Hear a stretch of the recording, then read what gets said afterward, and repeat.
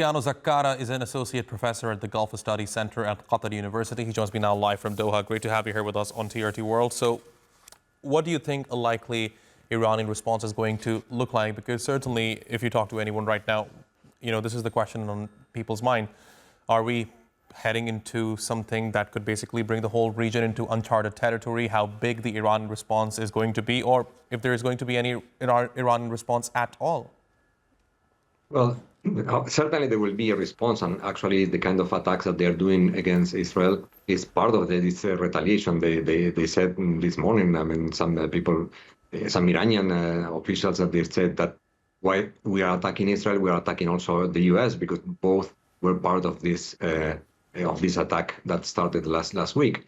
So I don't expect that this is going to go beyond attacking with missiles infrastructure or facilities or ships or military bases, both of Israel of the U.S. I totally discard. I may be wrong, but I totally discard Iran trying to attack American interests in third countries, specifically in the GCC states, where there are a lot of American bases.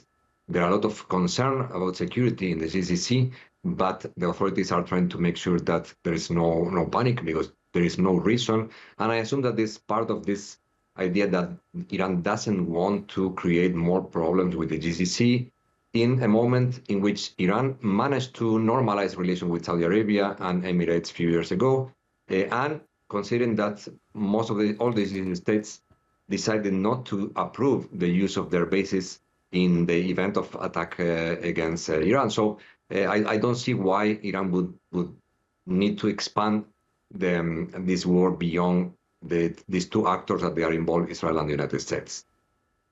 See, I get your point. So, I mean, if we are to consider what you have just said, then it certainly means that Iran does not have any right to attack these sites, primarily because these countries did not aid the United States in perpetrating the attack on Iranian nuclear facilities. Then what options is Iran left with? Are we looking at Iranian attacks on U.S. naval ships, or what else do you think could happen?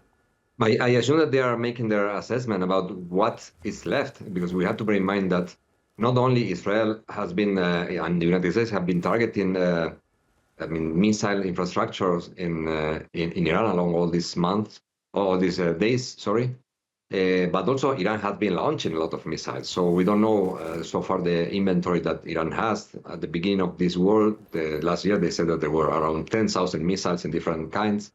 Nobody knows exactly how many were destroyed. We know how many were launched since the beginning of this war. And we see that every day there are less missiles that they are launched against Israel.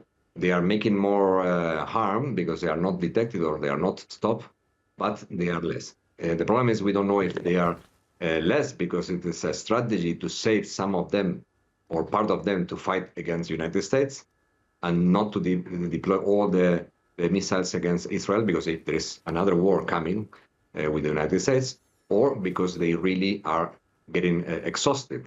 So what are the options? Would be maybe American bases in Iraq would be one of the main targets that they already used. Well, of course, that's something that the Iranians did when Qasem Soleimani was assassinated by the United States. I just want to expand the discussion a little bit now and focus on what do you think regional countries are thinking right now? See, this is what I'm getting in my mind in terms of what other countries in the region might be thinking. See, they're looking at Iran, which was not a nuclear-armed nation. Yes, it had highly enriched uranium, up to 60%, but not up to 90%, which is what you call weapons grade. And they're seeing that this country got attacked by the United States in partnership with Israel. Other countries in the region could also have the same fate. Do you think this is an idea that these countries are getting in their mind, and that possibly could encourage them to become a nuclear nation? Well, difficult. I mean, most of the countries, regional countries, have very good relations with the U.S. All the GCC states have good relations with the U.S., even bases. Egypt, Jordan, Turkey also is part of NATO. So the other countries that could be considered as a threat, or they consider themselves as in a situation that they can be in danger, is Pakistan, which is the only nuclear power, not declared nuclear power in the region, that is looking very careful about what is going on in Iran, and they are not happy at all with the idea that another country is bombing their nuclear facilities. I mean, of course, we have been discussing about this a long time, about the possibility of a nuclear race in the region if Iran managed to reach this 90%, or even though they were not reaching that 90%, that other countries like Emirates or Saudi Arabia, they wanted nuclear energy or technology at least to start developing their programs.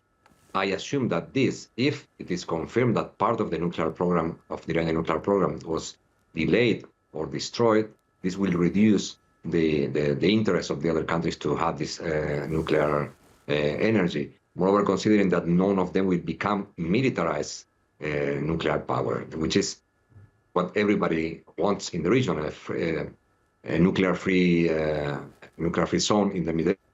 It's also Iranian government suggesting since a long time ago.